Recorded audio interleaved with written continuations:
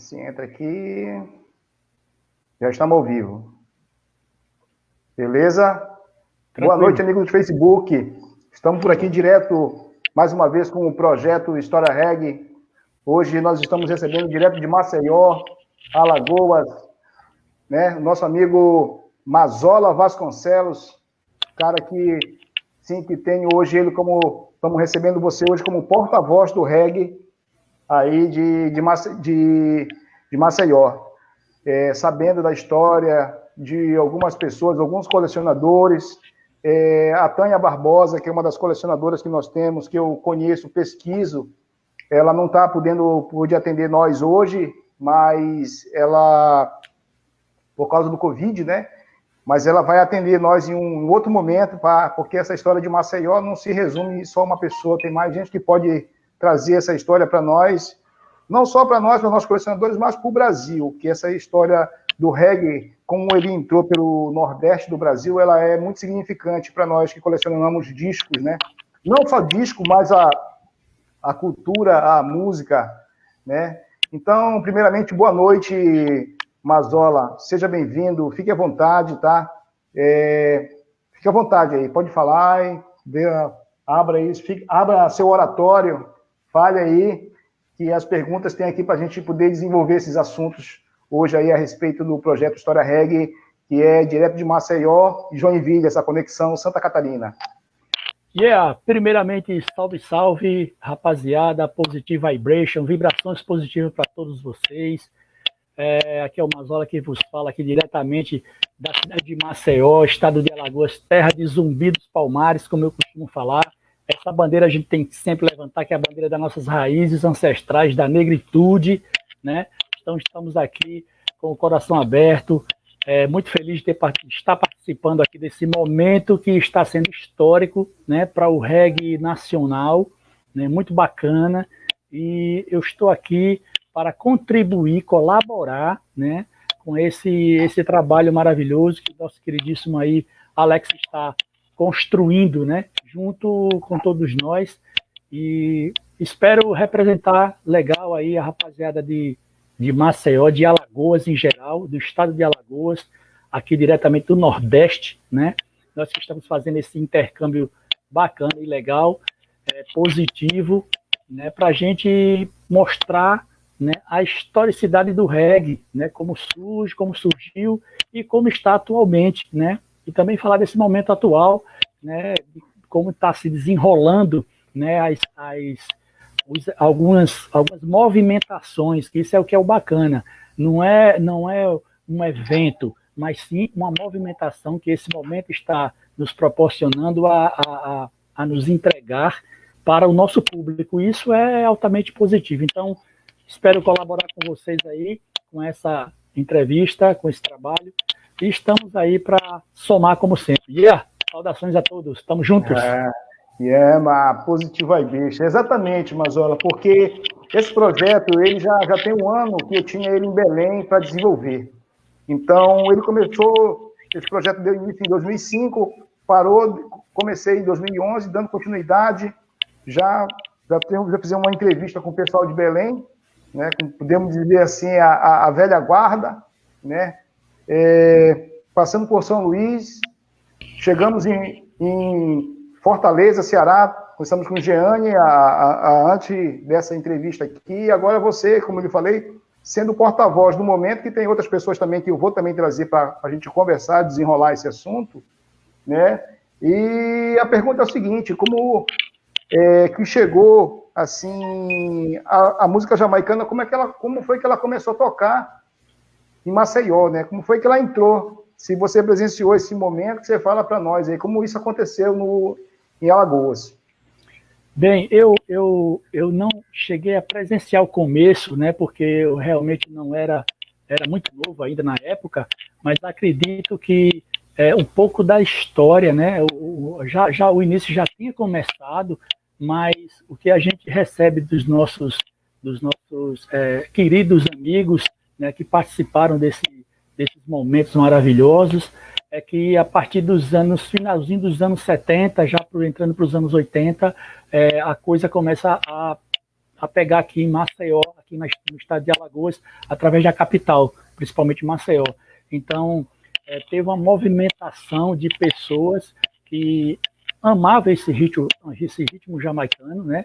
Através de alguns artistas de renome que já vinha da parte da Jamaica, como o próprio Jimmy Cliff, foi um responsável muito forte aqui no Brasil, que influenciou muita gente e deu um pontapé inicial, onde o reggae veio, digamos assim, através dessa porta, mas a questão da historicidade de comprar vinil, aí já é uma coisa bem mais particular de cada um dos elementos do qual eu vou falar aqui, das pessoas, que eram através dessa movimentação particular de cada um, que existia e começou a existir um certo movimento aqui na cidade de Maceió. E foi bem bacana, bem interessante, que hoje a gente vive todo esse legado, né, essa história, esse respaldo dessas pessoas simples, homens trabalhadores, pessoas que eram vendedores no comércio, eram pessoas que trabalhavam na construção civil, eram pessoas que trabalhavam na segurança do Estado, pessoas que trabalhavam também no governo do Estado, pessoas que trabalhavam na iniciativa privada também, e como cidadão nas suas horas vagas tinha o reggae como uma opção, né, de recreação e também de aprender, né, a conviver com essa história que o reggae traz, né, de lembranças, de nos arremeter ao passado, que é principalmente a história negra, né, com a questão da periferia, dos guetos, né, toda essa gama de assuntos. Pode falar. Eu acho que se tu desplugar o teu fone de ouvido, se tu desplugar ele, a gente consegue ouvir melhor a tua voz. Vamos fazer um teste aí. Pode ser ao vivo mesmo. Tira o teu fone que está dando uma pequena interferência. Parece que está batendo em alguma coisa. Despluga ele aí, o teu fone. E agora, tá legal? Tá bom, tá ótimo. Tá melhor? Pode falar aí. Tá ótimo, 100%. Melhorou, melhor ainda. Eu tenho uma tela aqui, não sei se ele ficaria melhor. Não, assim tá ótimo. Show de bola. Bom? Então, vamos lá. Então, como eu falei, você eu lhe dou essa oportunidade de você ser o porta-voz, porque eu fiz uma consulta com algumas pessoas e as pessoas me indicaram você. Então, você tem, pelas suas palavras, você tem essa credibilidade de falar, você tem o embasamento para falar da música, você já foi um apresentador de rádio, radialista, você já apresentou um programa de televisão aí na sua cidade, então você tem uma bagagem, entendeu? Você presenciou, sim, algumas coisas, não só, podemos dizer, em Maceió, como a primeira vez que você ouviu falar de Bob Marley, que você não sabia nem que era, né? Como nós conversamos. Então, a gente pode começar, podemos dizer, através dessas perguntas, para a gente ir desenvolvendo esses assuntos. Como foi que você ouviu a primeira vez falar de Bob Marley, de reggae? Como foi que aconteceu isso? Fala para nós, por favor. Bom, tudo começou quando a gente morava no interior de São Paulo, numa cidade chamada Penápolis, né? E eu tinha a faixa de 10 a 15, a 12 anos, de 10 a 11 anos, e justamente com 11 anos de idade, em 1981, foi o ano que Bob Marley morreu, né? Foi o ano que Bob Marley morreu. E eu tinha um irmão mais velho, o José Amaro, que era o meu irmão mais velho, somos 5 homens na família, e esse irmão, ele se trancou no quarto e ficou o dia inteiro lá chorando e tal. E eu não compreendia direito porque ele estava chorando tanto, mas eu tinha uma influência dos meus irmãos, que eram todos Black Powers, né? Somos homens negros na família, e a maioria os meus irmãos todos tinham cabelo black, usavam calça de boca de sino, estilo mesmo, os anos 70 mesmo, os caras. Então, eles dançavam também, e a gente já tinha essa influência negra dentro da minha casa, com a cultura que eles traziam de musicalidade, né? Dessa coisa do black, dos Panteras Negras também. Eu ouvi falar desde pequenininho de Panteras Negras através dos meus irmãos, né? Que a gente tem uns familiares também em São Paulo, na capital, que já fazia parte de um movimento black lá, muito pesado, que era bastante difundido nessa época. E o que rolava nessa época era o funk, né? O funk e o rap também, que já era bastante pesado no estado de São Paulo, juntamente com o movimento do rock and roll. E o reggae já estava surgindo também com esse contraponto, né, que o rock e o reggae andam juntos. E o meu irmão era fã de Bob Marley. Eu não sabia disso, não conhecia Bob Marley. Então, quando ele saiu do quarto no dia seguinte e tal, meio choroso até e tal, eu perguntei a ele o que foi que houve e tal. Ele disse, não, porque o meu ídolo morreu e eu estou muito chateado, eu estou muito triste. Eu disse, quem é esse ídolo? Gilberto Gil e tal? Ele, não, é o Bob Marley, Robert Nesta Marley. Então, eu comecei a ver a reportagem que passou do enterro, que foi 3 dias lá na Jamaica e tal, e isso foi transmitido pela Globo até. Também transmitida, a reportagem foi mundial. Morre o rei do reggae em Miami e tal, aquela coisa toda, e eu comecei a maquinar, começar a entender, e ele tinha um LP em casa, e começou a me mostrar, e eu comecei a ouvir o reggae de Bob Marley. Foi uma coisa assim, como se eu tivesse entrado dentro da música, foi uma coisa bastante No Woman No Cry, né, que a gente já conhecia na voz de Gilberto Gil e de alguns cantores. Quando eu vi com Bob Marley, eu digo, poxa, você tem alguma coisa diferente aí. Então, não é dele a música.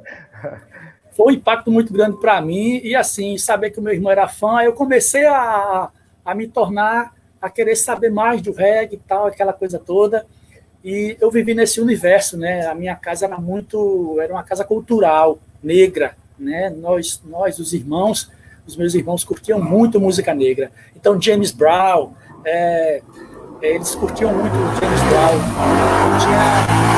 Eu tinha até o irmão segundo mais velho, que é o José Mário, ele dançava como Tony Tornado na época e tal, aquele jeito lá. Tony Tornado já tinha feito o Festival da Canção e tal. Então a galera era muito ligada à música negra. E eu cresci nesse universo, né? Esse universo de música negra. E o reggae entrou por mim através de um irmão, né? E eu, assim, me apaixonei logo de cara. E quando eu vi Gilberto Gil fazer umas versões, aí veio o Jimmy Cliff e tal, aí, mas o Jimmy tem aquele jeito mais maleável, né? Aquela coisa mais suave. Mas eu queria uma coisa mais apegada, mais roots e tal. E eu digo, não, Bob Marley que é o caminho. Aí conheci também Peter Tosh. Aí foi quando a paixão aí aumentou menos de vez. E eu comecei a trilhar nesse caminho, né? E com 15 anos de idade eu já fazia parte dos movimentos, né? Que eu isso já vinha. A gente estava em São Paulo em 81. Quando chega em 82, 83, a gente vem para cá, para o Nordeste. E vamos direto para Pernambuco. E de lá a gente vem para Alagoas, né? Porque o meu pai era um mecânico industrial. E ele andava muito, ele era nômade, ele era um profissional muito requisitado pelas usinas de açúcar. Então ele era um cara que trabalhava na mecânica pesada. Então ele não passava 2, 3 anos num lugar, a gente sempre mudava muito. E de Pernambuco a gente veio para Alagoas. E aqui a gente ficou, né? Até hoje a gente ficou por aqui, principalmente na cidade de São Miguel dos Campos, né? Foi onde eu comecei a trilhar esse lado de movimentação. Engraçado que é no interior, né? Interior, a cidade do interior, a gente acha que é muito pacato, não tem nada acontecendo. Mas eu, como sempre fui uma pessoa muito inquieta, eu sempre busquei essa inquietação através da cultura. E aí vem também em contraponto esse mesmo período Edson Gomes. Aí é quando eu decido realmente a querer fazer parte do mundo de música, né? Me tornar um músico e tal. E isso foi pegando cada vez mais essa paixão, né, entre o reggae e o rock, né, do qual são 2 ritmos negros que eu sou fanático por isso. Eu acho que eu tenho muito a ver com o rock and roll e com o reggae. Eu acho que a minha linhagem musical, cultural, vem daí, né, vem do rock, vem do reggae. Só pegando um gancho aí no que tu estás falando, eu faço uma pesquisa dessas pessoas que quase que 90% são imigrantes do rock e eles imigram para o reggae. 90% deles são imigrantes, mas pode continuar. São tudo imigrantes, os caras imigram do rock para o reggae. Pois é, aí a gente descobre, né, cara, que a gente, às vezes, para início, a gente pensa que é uma coisa tudo muito diferente, mas na realidade são tudo, né, ligado, interligado, porque música negra está tudo interligado. Então, quando chega Edson Gomes, eu já estava praticando capoeira também, englobado nesse universo negro, e onde eu encontro encontro a namorada, que a gente começa a namorar, uma garota que ela faz parte, né, fazia parte nessa época, 86, 87, fazia parte do grupo afro aqui de Alagoas, de um balé afro, né, daqui de Alagoas, do professor Tininho, na época no Sesc aqui em Maceió, e foi o primeiro balé afro aqui em Alagoas a surgir, né, profissionalmente, e ela fez parte como dançarina, e tinha muito amigos ligados ao movimento negro aqui em Maceió, na capital. E a gente começou a fazer intercâmbio cultural de conversas e tal, sobre preconceito racial, libertação, procurar saber mais da história, enfim. E a musicalidade sempre vindo atrás, né? Nesse pano de fundo, o reggae, principalmente, e eu começo a ter o insight de participar de festivais na cidade de São Miguel dos Campos, festivais de canção. E eu me lanço como Mazola, o mensageiro do reggae e tal. E a gente começa ali, eu formo uma banda aqui em Maceió, né? A banda Três Leões, e a gente dá esse pontapé inicial aí da carreira musical. É bem bacana. E aqui em Maceió tinha uma banda chamada, na época, também ativa, a Aire Vibration, né? Aire, depois virou Aire Vibration, do famoso radialista Paulo Luna, do qual não conheço ele pessoalmente, que a gente vivia no universo musical, ele sempre no canto e eu no outro, mas a gente tinha um integrante que tocava para mim e tocava para ele também, que era o nosso baterista, o Van Cacique. E era muito bacana essa manifestação musical aqui. E aqui em Maceió não tinha assim músicos de reggae, não tinha músico que realmente tinha vindo do reggae. A gente pegava a galera que tocava forró, e os caras eram músicos profissionais, os caras pegavam o repertório fácil, né? Eu principalmente, e busquei uma galera já pronta, já profissional, né? Que inclusive era a banda do Júnior Bahia, Pecado Natural. A maioria dos integrantes tocava com Mazola. Quando eles não estavam fazendo show de forró, tocava reggae comigo. Então a gente montou um repertório bastante roots mesmo, na época, bem bacana, fazendo covers, né? De primeira mão, a gente fazia covers. Bob Marley, Peter Tosh, Alpha Blondy, e algumas coisas assim, alguns rocksteady de Elton Ellis e tal. E era uma banda, minha proposta era uma banda bem interessante, que era, eu me espelhava muito em Edson Gomes, né? E engraçado, comecei com Bob Marley, mas não tinha aquela linha do Bob, mas eu pulava muito para a linha do Edson Gomes. E o Edson Gomes era uma coisa bem acessível para a gente, era um artista bem acessível, porque vez ou outra ele estava aqui em Maceió fazendo algum show e a gente tinha a oportunidade de assistir, né? Então esse universo da movimentação reggae na minha vida foi bastante produtiva, porque dele eu criei alguns meios de comunicação, como o Fanzine, que é uma revista alternativa, chamada Negritude, onde eu fazia esses fanzines e a gente iria distribuir nas universidades, nas praças, nos shows, em eventos e tal, a gente estava sempre distribuindo. E essa revista alternativa, o Fanzine Negritude, falava sobre a proposta negra, né? Venha conhecer o reggae, venha conhecer a negritude, o que é que a gente está pensando nesse momento, o que é que a gente precisa fazer para a gente ser um negro consciente, um negro que se aceite a sua negritude, o seu cabelo, a sua roupa, a sua pele, enfim. A questão do turbante também, do qual eu sou adepto, né, do turbante, onde poucos homens usam turbante, às vezes puramente falta de conhecimento, mas não é bem um acessório, mas é uma vestuária, né, que tanto serve para o homem como para a mulher, e tem uma identidade africana, e isso eu me identifico bastante. E a gente sempre bateu nessa temática, né, da militância negra, e junto isso a militância do movimento do reggae também, para a gente fazer com que as pessoas se conscientizassem, né, o propósito do reggae, o que é o reggae, por que ele veio, quais são os caminhos que ele nos leva, que ele nos induz, que ele nos conduz. e isso me preocupava bastante. E a gente fez alguns shows aqui, alguns shows e tal, na cidade aqui de Maceió também, mas também no interior. E tinha essas duas bandas, né, que vivia circulando aí na galera. E era um movimento assim bastante interessante que a gente fazia, que a gente produzia naquela época, né? Entre os anos 90 e 2000.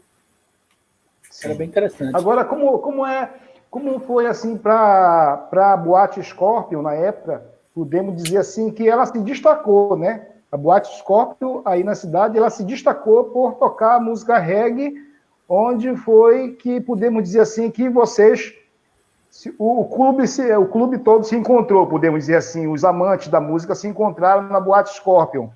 E naquele período, quem foi de vocês que se encontraram? Porque tem algumas pessoas da época que não estão mais vivos, né, que já desencarnaram, que Exato. Eu procurei saber dessas pessoas, elas não puderam estar hoje para conversar com a gente, então, por isso que eu continuo frisando, você hoje, tem outras entrevistas, você hoje é um porta-voz da música reggae em Maceió, né, no estado de Alagoas.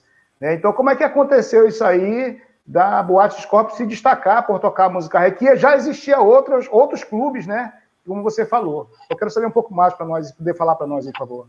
A Scorpion, ela teve um papel importante assim, na divulgação, porque ela movimentava a linha dos DJs. Aqui em Maceió, aqui em Alagoas, sempre existiu, claro que o reggae veio primeiro com os DJs, né, com a galera que curtia o vinil propriamente dito.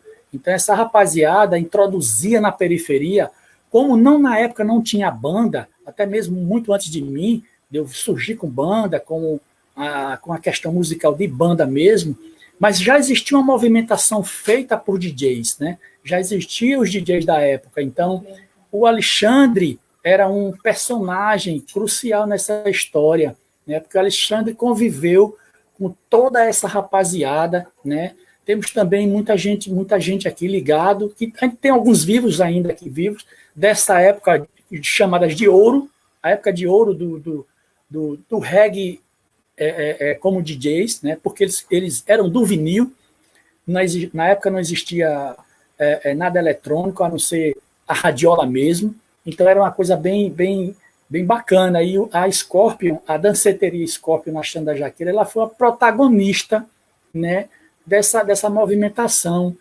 periférica, né, nascida na periferia mesmo, né, mas tinha outras danceterias, mas não tinha tanta repercussão como a Scorpion. Ela foi de muita valia, né, até porque o seu dono, ele tinha contatos direto com o pessoal do Maranhão, ele sempre estava fazendo viagens, e eles traziam as pedras, né, as famosas pedras de lá, e a galera aqui de Maceió, a galera aqui de Alagoas, tem um jeito peculiar, um jeito próprio de dançar, mas vem colado com aquele jeitinho de agarradinho, do reggae agarradinho do Maranhão.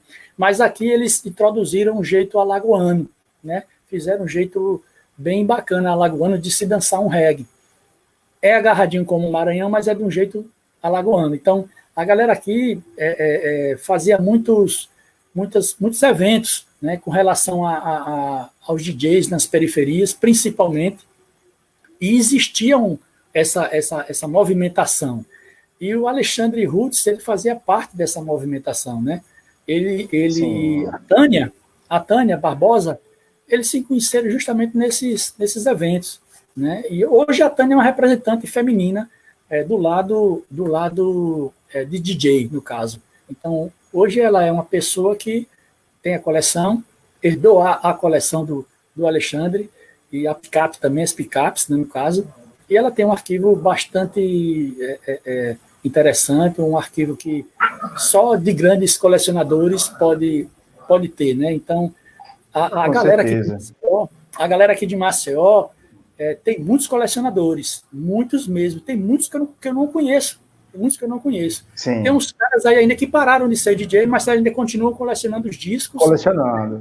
Colecionando. Sim. E surgiu nessa movimentação de DJ a cadência de criar equipes, né, grupos, né? Na época não era equipe, era grupos.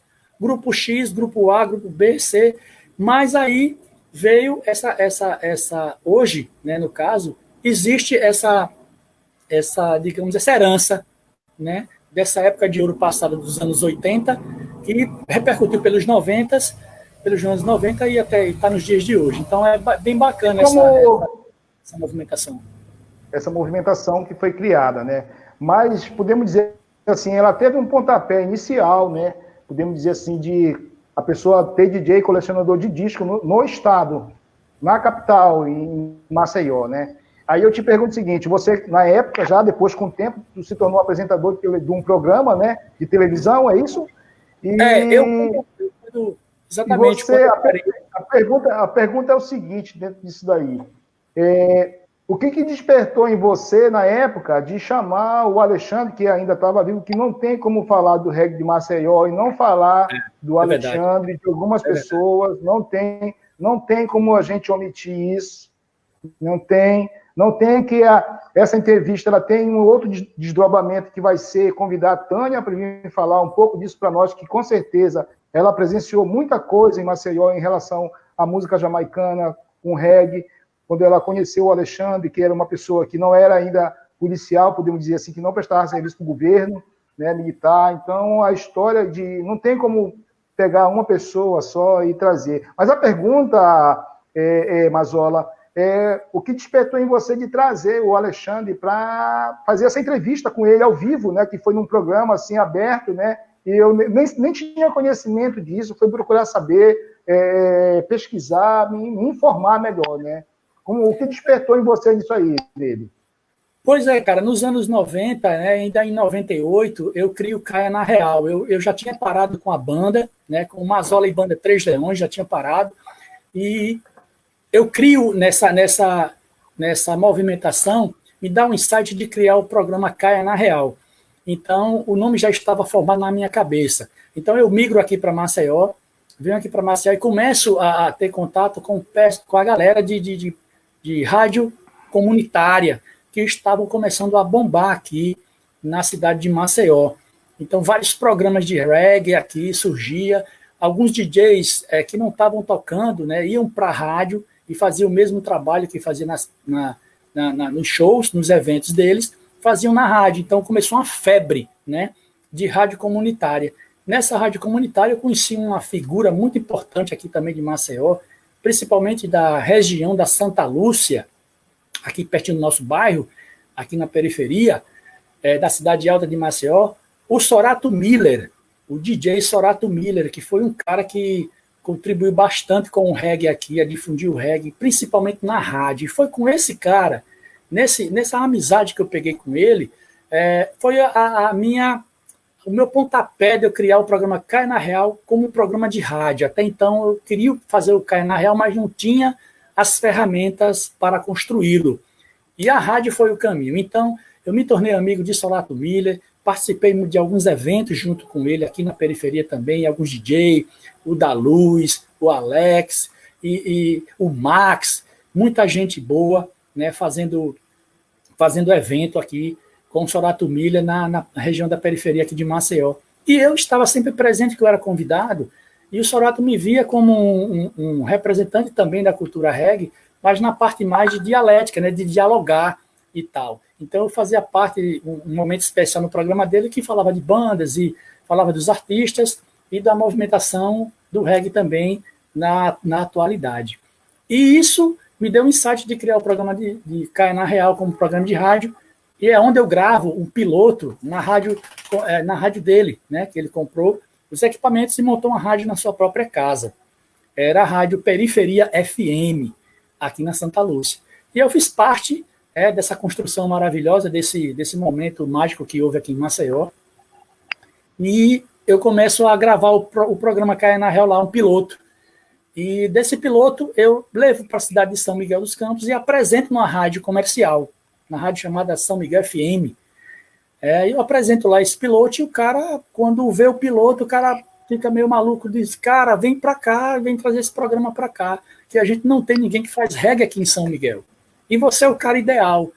Então ele me dá a oportunidade de abrir as portas de uma rádio comercial, não é uma rádio comunitária, é uma rádio comercial, que pega nos 102 municípios de Alagoas, né, pegava em toda a Alagoas, e uma parte de Sergipe, e uma parte de Pernambuco na fronteira, e eu entro nesse universo aí da rádio, através da São Miguel FM, a partir das 2 da tarde até as 4, era o programa Carna Real e o Mensageiro do Reggae Mazola, que detonava aí no interior de Alagoas, para toda Alagoas, e era bem bacana, e o programa atraía muita gente. O engraçado é que não era só regueiros que participavam do programa.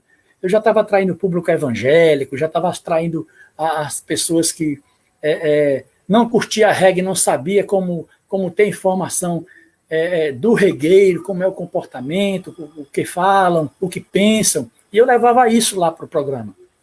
Não era só apenas para tocar música. A gente tinha uma mensagem positiva, a gente tinha uma mensagem de conscientização, né? de movimentação, de herança negra. Então, eu levava isso para o programa, e era bacana. Eu já fui convidado para fazer palestras no dia 20 de novembro, nos colégios particulares, em colégio público também, em faculdade. A gente, vez ou outra, a gente estava sendo convidado para fazer uma palestra sobre o movimento da negritude aqui em Alagoas, e era bem bacana. Aí a gente começou a movimentar e a gente viu que a coisa estava dando certo. Nesse mesmo período aí... Sim, pode continuar. Fique à vontade, pode continuar. Nesse mesmo período, a gente tem um site também e resolve colocar o Carna Real na TV. Né? A gente viu que o rádio estava ficando pequeno e a gente queria uma coisa audiovisual, né? E chega a internet e me dá aquele insight de fazer um programa de TV. Eu digo, pô, por que eu não posso fazer esse programa na TV, do jeito que eu quero fazer, do jeito que eu sei fazer e tal? E é quando eu levo para a TV Maceió, canal 22 da NET, na época, a TV fechada, né? Mas dá uma abrangência muito bacana e foi muito legal, foi o divisor de águas. E foi nesse programa onde eu tive altas entrevistas, né?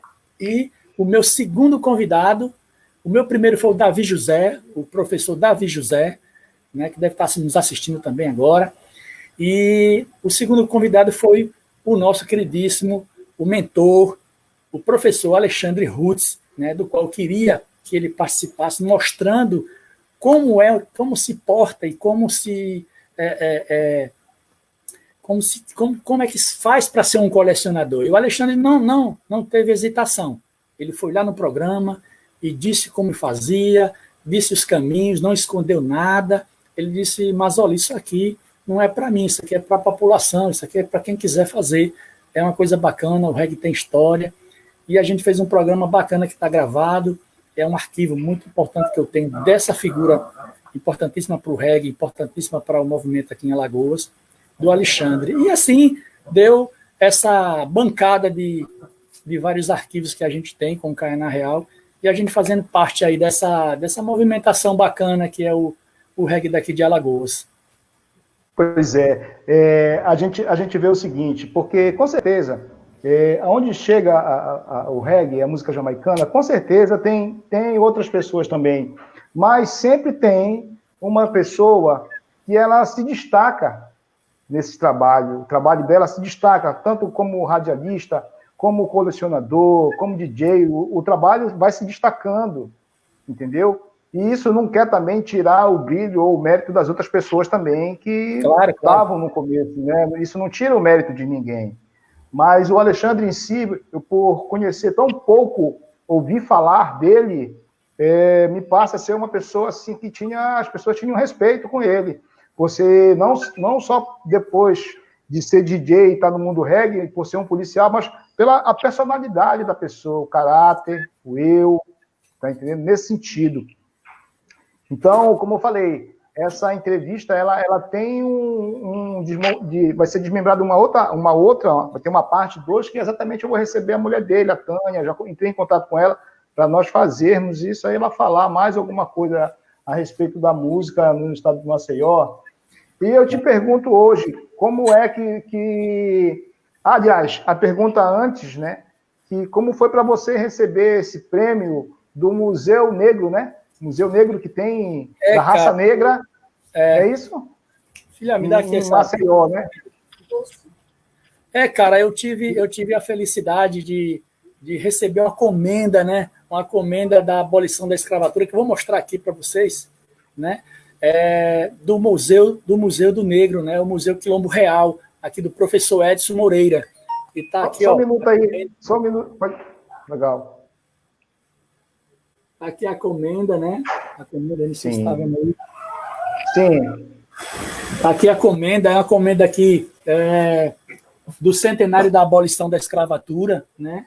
De 1888 a 1988, que é 100 anos de abolição.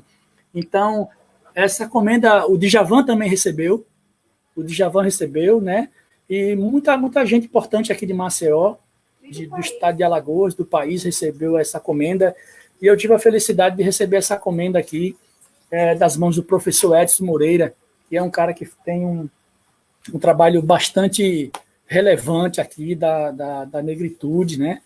Ele criou uma entidade, ele tem um museu, né? Ele criou um museu, e realmente é uma pessoa que tem, né, estrada. O irmão dele foi o primeiro negro a se formar em medicina no estado de Alagoas. Então, foi muito bacana receber essa comenda, né, desse museu, esse reconhecimento, né, que eu vou levar para o resto da vida. Eu tenho aqui na minha casa.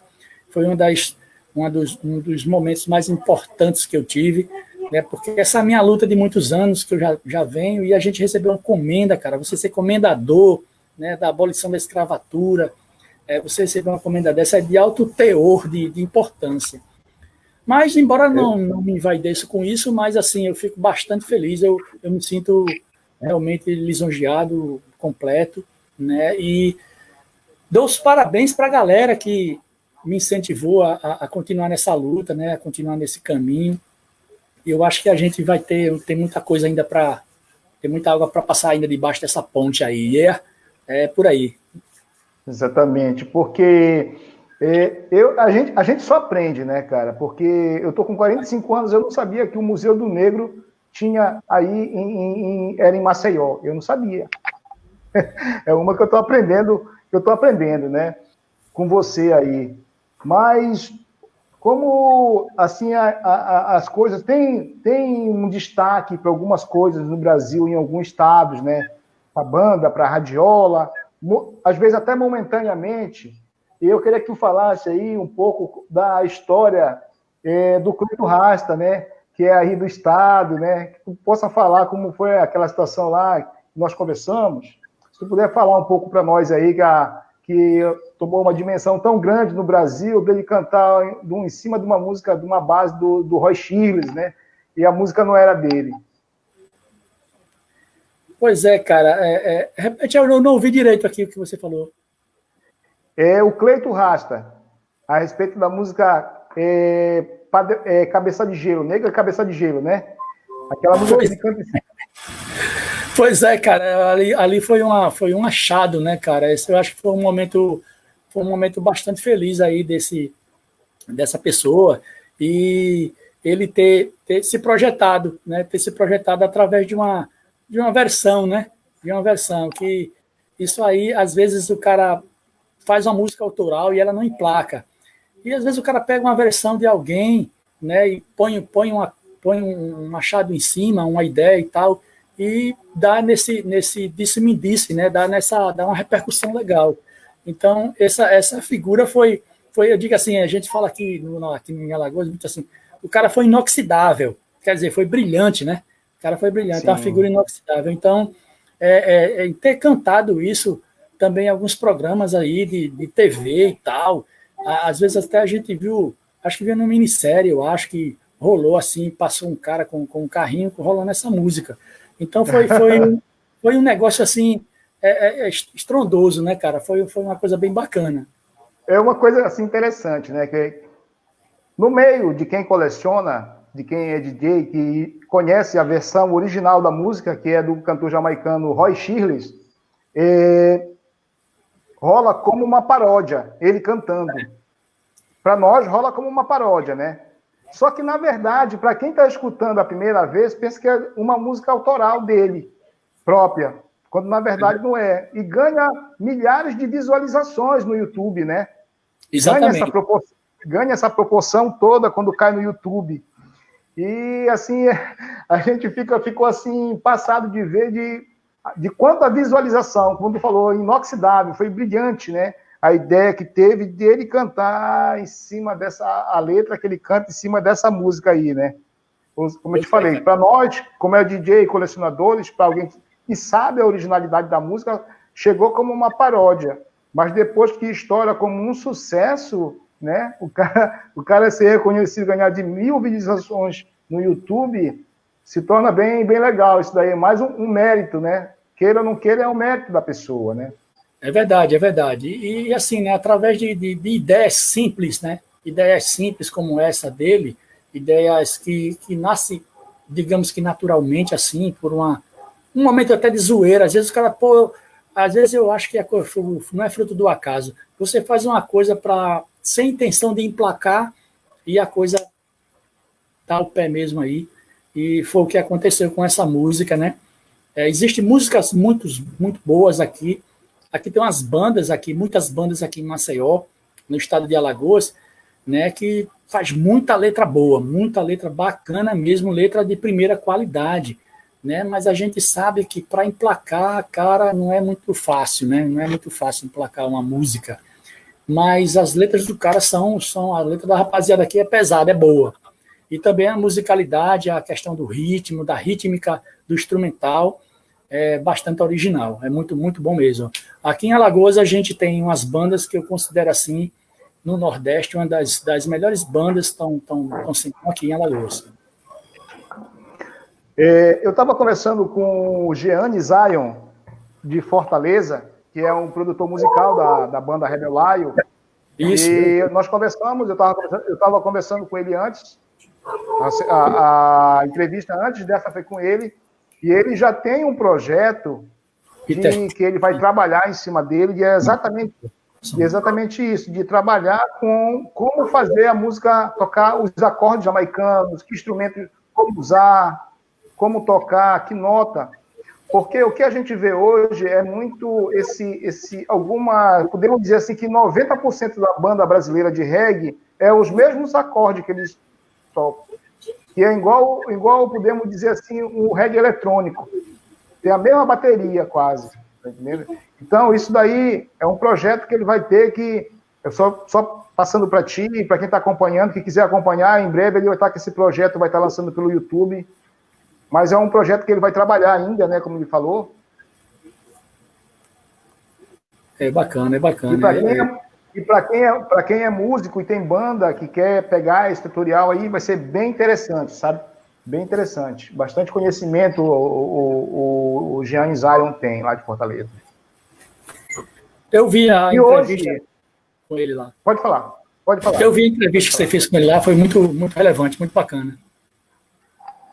O Jeane tem uma bagagem muito grande de conhecimento, não só como produtor musical, mas como colecionador, como DJ, como ouvinte, né? Então, essas pessoas, ela tem um embasamento para falar coisa muito sólido, né? Que não deixa a gente em xeque, em meio de campo, para conhecer as coisas, né? Hoje está surgindo algumas outras, podemos dizer assim, que estão querendo já fazer coisas aqui no Brasil com a música, remixando brega com reggae, né? Eu não sei, tu como que faz parte, escuta a música, eu não sei como é que tu vê isso hoje, né?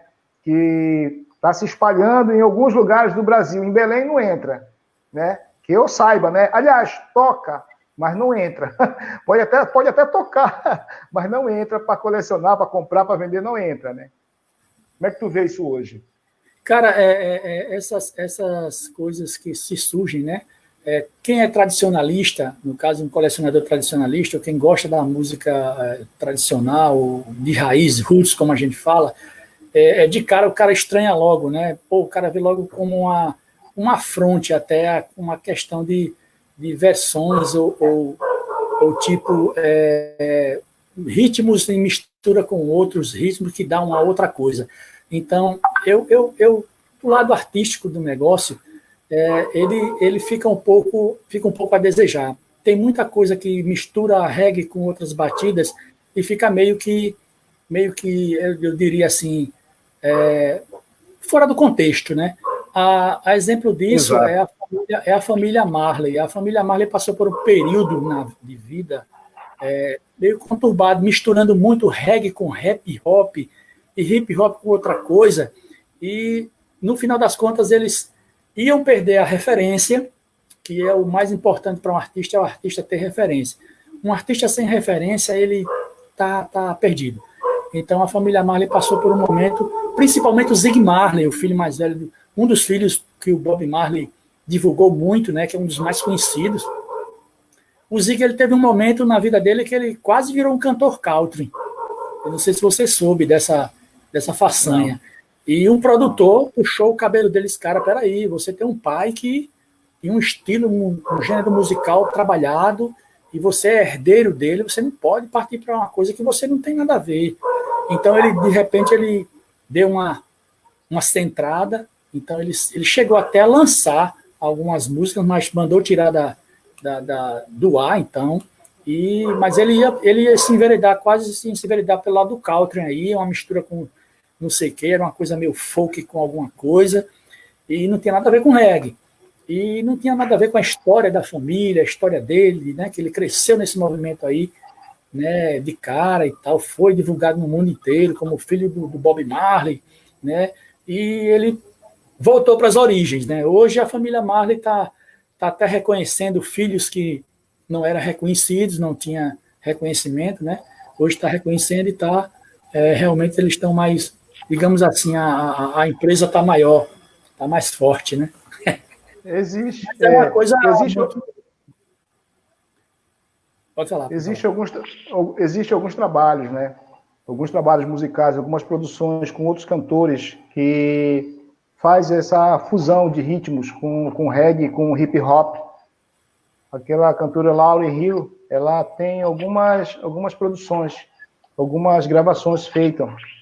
Isso para eles enriquece em termos de conhecimentos, mas ainda não tinha conhecimento que podia deixar assim enveredar, podemos dizer, por outro ritmo, né? A Lauryn Hill é casada com hoje, né? A gente vê que a música...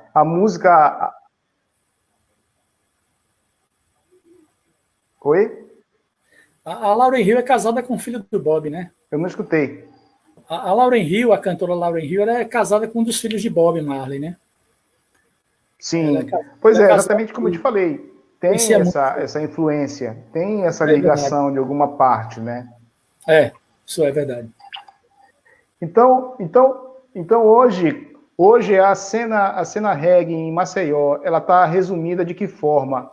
Mais para banda, as bandas não estão tocando. Eu digo assim, antes de acontecer essa pandemia que está passando aí, ou está voltado mais para os DJs, colecionadores, isso teve o movimento cresceu, o que tu pode falar para nós aí?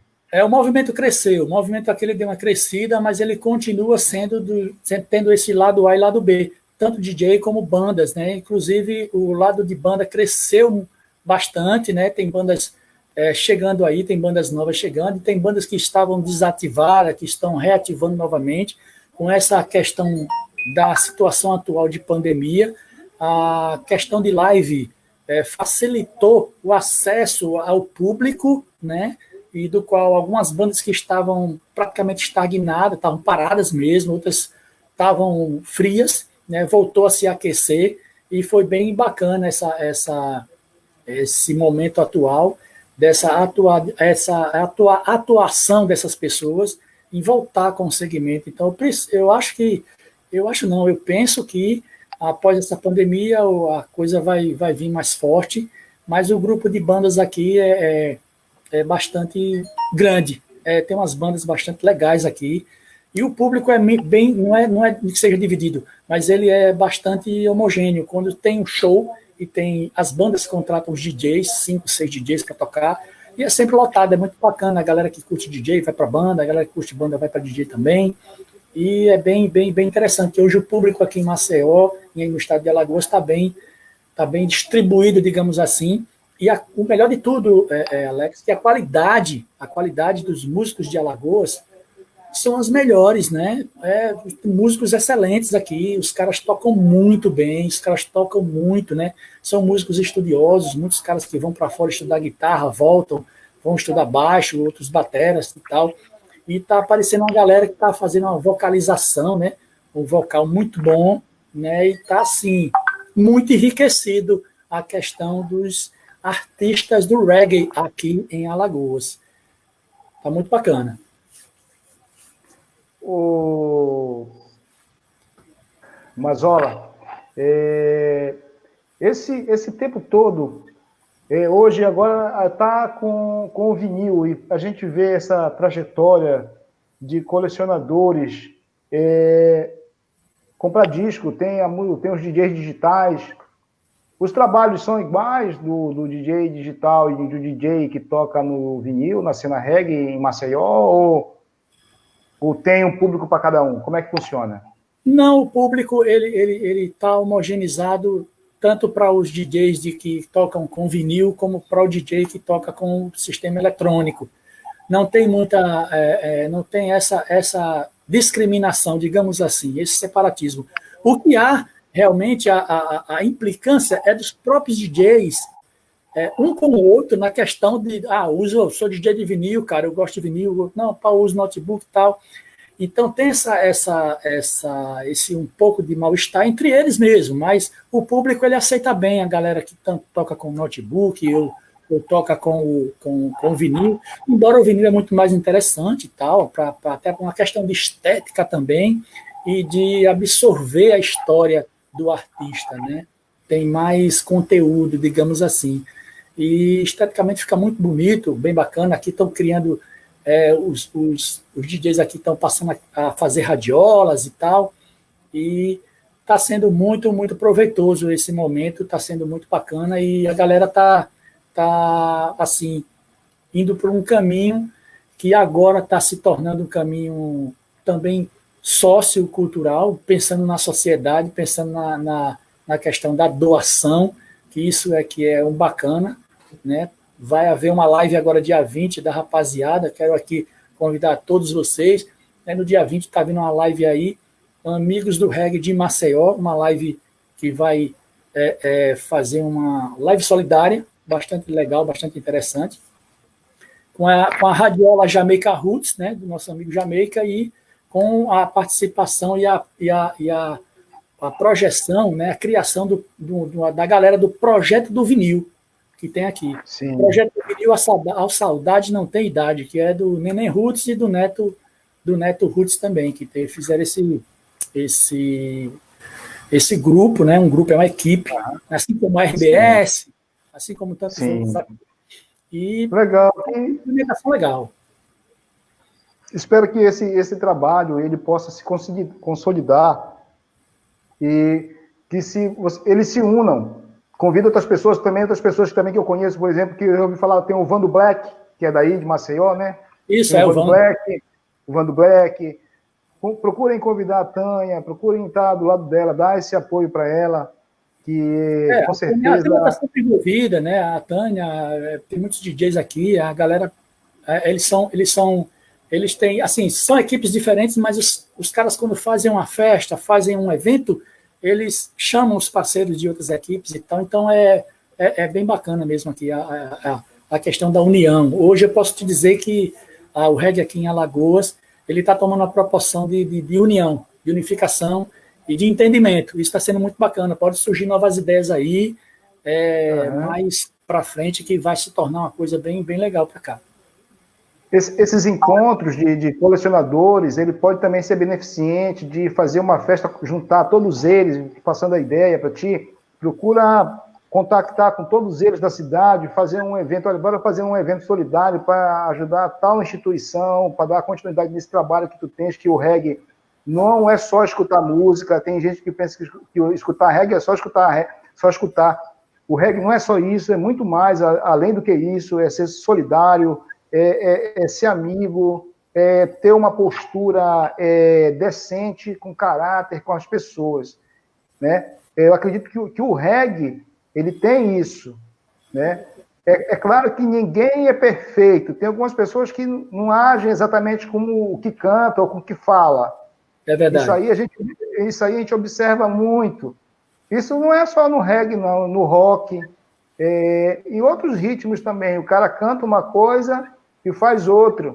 Pratica Está outra, entendendo? Porque tem gente, volta a frisar, tem gente que associa a imagem do reggae com pessoa drogada ou viciada em maconha. Não tem nada a ver, volto a dizer, você gostar de um ritmo musical e achar que tem que fazer o que a pessoa é no eu dela. São dois universos diferentes. A pessoa está apresentando um trabalho cultural, um intelecto dela naquela música ali. Então, são duas coisas diferentes. Exatamente. É essa preocupação que eu tenho com o programa Caia na Real, que é um programa voltado para justamente mostrar, né, ter essa autoridade de mostrar o lado que as pessoas não conhecem. Então, uma coisa legal que aconteceu com o nosso programa foi que a gente atingiu não somente o público do reggae, o nosso público, digamos assim, mas o público diferente, o público que não conhecia. Então, a galera que estava de fora, a senhora, o senhor, que não sabia o que era reggae, quando viu o programa Caia na Real, então é dessa forma como esse moço está falando, eles se importam com a questão solidária, eles se importam com a questão cidadã, de você ser um cidadão, né? E não estar nesse estereótipo de drogado, nesse estereótipo de porra louca, como o próprio sistema prega, né? Então, e outra coisa que nem todo regueiro também é cabeça feita, né? Digamos assim. Tem aquele regueiro que só curte o som. Então, tem aquele cara que só tá ali pela vibe, tem aquele cara que tá ali porque acha bonito, tem cara que acha que é apenas tudo uma moda passageira, uma modinha, né? É verdade. Então é uma coisa muito mais forte, né? Essas cores aí, ó, verde, amarelo e preto, não é simplesmente é a cor de uma bandeira de um gênero, não, é a cor de uma bandeira de um povo, né? O verde, amarelo e vermelho é as cores da Etiópia, né? E o sentido de da Etiópia no reggae, o porquê o reggae adotou esse país como a bandeira, tem um sentido histórico muito forte, é um sentido até cristão, né? Então, muita gente não sabe, cara. Muita gente usa a fitinha verde, amarelo e vermelho, é a cor da unificação. Mas não sabe que unificação é essa, não sabe de onde vem, né? Não sabe dos princípios. Então, nós do Canal Real, a gente está muito preocupado com essa questão de educatividade das pessoas, né? Não é só tocar reggae, não é só passar música, som e tal, e curtir, não. A gente aqui tem diálogo, a gente aqui tem pano para manga aqui, tá ligado? Então a gente sempre é preocupado com essa vibe da história, com essa vibe do saber, né? A gente procura muito bater nessa tecla do saber. Então, se a gente é uma pessoa, é um regueiro, é um reggaeman ou uma reggae girl consciente, poxa, ele já vai enveredar por outras vibes, né? Por outra vibração, por outras questões aí. Tem o pessoal de Maceió tá ligado aí. Amigo também de Maceió de São Paulo, o DJ Coca, mandou um abraço para ele, a mulher dele, conhece, né? Gente boa, meu cliente. Boa. Mas tudo isso aí é importante frisar, como você já colocou, que a música jamaicana ela não é só isso, ela é além disso daí, né? Porque é igual o cara pegar e pensar, o Bob Marley é o rei do reggae. Tá bom, ele é o rei do reggae, mas pera lá, eu fui pesquisar, ele é o rei do reggae por quê? Porque ele só fez trazer a música, difundir a música para outros países. Ele foi porta-voz, podemos dizer, no momento. Mas Alton Ellis, Joy Higgs, e aí, como é que fica nessa história aí? Os caras já estavam na Jamaica. Né? Verdade. O Bob Marley aprendeu a cantar com Joy Higgs. Pois é. Joy Higgs ensinou técnicas vocais para ele aprender a cantar. E ninguém quase divulga isso aí, tu tá entendendo? É a mesma performance no palco, né? Foi o Joy que deu os toques para ele, né? Então tem muita coisa, a história, não vamos pegar a história andando, né? esse papo que nós estamos tendo que você também é bem, assim, uma pessoa bem inteirada do assunto, estou dizendo no sentido que as pessoas que escutam reggae pegam o ônibus andando, não vão pegar o ônibus andando, vão buscar a história na raiz. Eu sou um cara que eu gosto de buscar a história na raiz, saber como aconteceu, da onde, por quê, né? Isso nos faz conhecer e nos traz conhecimento a respeito do que nós estamos, podemos dizer. Eu estou vestindo uma camisa do cantor Bob Marley. Eu conheci uma pessoa que ela não entrava com a camisa do Bob Marley em determinados lugares, por causa de respeito com o lugar e com respeito com o artista, com o Bob Marley. Está entendendo? Olha só o respeito que essa pessoa tinha. Ela não entrava com a camisa do Bob Marley em determinados lugares, não. Você está entendendo? Por exemplo, ele me falou que ele não entrava com a camisa do Bob Marley em bar, porque o Bob Marley bebia cachaça e era rasta, respeitando a imagem do artista. Não dizendo que o Bob Marley era o tal, o máximo. Não, respeitando a imagem do artista, que ele era rasta, ele não consumia álcool. Então, ele não entrava com a camisa do Bob Marley em bar. Entendeu? Você tem uma ideia, assim, o respeito. Mas, Mazola, eu, assim, quero te agradecer aí, amigo. Já estamos aí com 1 hora nesse bate-papo, bem legal, essa interação. Eu quero te agradecer aí por essa oportunidade, esse papo legal que é a respeito do reggae, que sempre tem. Eu digo que o papo do reggae é igual um chiclete, se tu puxar para um lado, para o outro, estica, sempre tem assunto para se conversar. Então, eu quero deixar as considerações finais contigo aí, se você quiser falar alguma coisa, fique à vontade. Galera, eu só tenho a agradecer a você, cara, por dar essa oportunidade para a gente se expressar. Eu sou muito preocupado com a questão da expressividade. Eu acho que as oportunidades a gente não pode deixar passar quando a gente tem a oportunidade de se expressar. E a gente sabe se expressar. Vamos se expressar, vamos mostrar o que é que a gente tem de bom, o que a gente tem de melhor. E, principalmente, mostrar para essa galera que o reggae não é o que muitos pensam. O reggae, como a gente falou, tem todo um contexto histórico de um povo. Traz em sua bagagem toda uma ancestralidade religiosa, familiar, tá entendendo? Então, é uma coisa muito profunda, não é simplesmente uma música. Quando eu vejo a galera falar, o reggae é música, eu fico meio que, poxa, caramba, o cara não entendeu o que é reggae ainda, entendeu? E assim, eu fico preocupado às vezes que acontece de algum artista, às vezes está no bar, cantando reggae com um copo de cerveja na mão, cara, aí fica uma coisa meio que... Eu, por exemplo, eu não bebo e não fumo, né? E eu acho até deprimente, sabe? A gente encontra, às vezes, determinados artistas aí com um copo de cerveja na mão, cantando reggae, assim, meio que chapado e tal.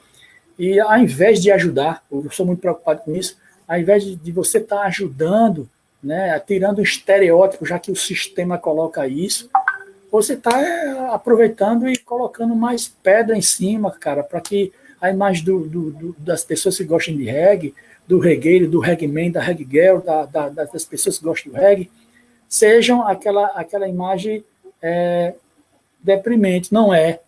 A gente tem que botar a imagem para cima, cara. Eu sempre sou preocupado com essa questão, né? A gente tem que saber se portar, a gente tem que saber chegar e saber principalmente sair. Então, fica aí o recado aqui do Mazola para todos vocês. Agradeço demais pela essa oportunidade. É uma oportunidade que a gente tem que aproveitar o bastante para a gente dizer o que pensa, né, e dizer o que está acontecendo ao nosso redor, que é o primordial, é importante. E uma oportunidade dessa, cara, é de ouro, né? A gente só tem que aproveitar. Louvado seja já Deus Pai Poderoso por esse momento aí proporcionado. Eu que agradeço a você pela oportunidade de ter me atendido, né, de poder conceder essa entrevista para nós aqui nesse papo, que é um projeto que futuramente esse projeto provavelmente está sujeito a virar um livro, né, porque a música jamaicana ela é uma música que já serve como base para estudo de mestrado no Brasil, né? Então já existe um livro, né? Já tem um livro que fala alguma coisa. Deixar aqui frisado logo para marcar território, que pode aparecer algum esperto aí, né? que o projeto História Reggae, ele vai se tornar um livro, né? Contando toda a história da introdução desse ritmo jamaicano no Brasil pelo Norte e Nordeste, por onde tinha portos, né, onde chegaram, podemos dizer, os primeiros habitantes, já tinha habitante no Brasil, que eram os índios, né, não tem como tirar isso daí. Então, só agradecimento, te agradecer aí por essa oportunidade. Nós temos ainda mais algumas entrevistas aí, mais umas próximas entrevistas, e provavelmente essa entrevista ela tem uma continuação, que eu já entrei em contato com a Tânia, para ela, a Tânia de Maceió, né? A Tânia da RBS Brasil, né? E trazer ela para a gente dar continuidade nesse bate-papo. Meu agradecimento aí a você, e valeu por tudo, tá bom? Um abraço para vocês também que acompanharam nós aí, esse momento, esse bate-papo aí, principalmente o pessoal de Maceió. Que abracem. Galera, obrigado aí pela oportunidade, a você, Alex, e a toda essa rapaziada que está assistindo a gente aqui, e que esse trabalho seja de puro êxito. Tamo juntos aí, firmes e fortes. Yeah,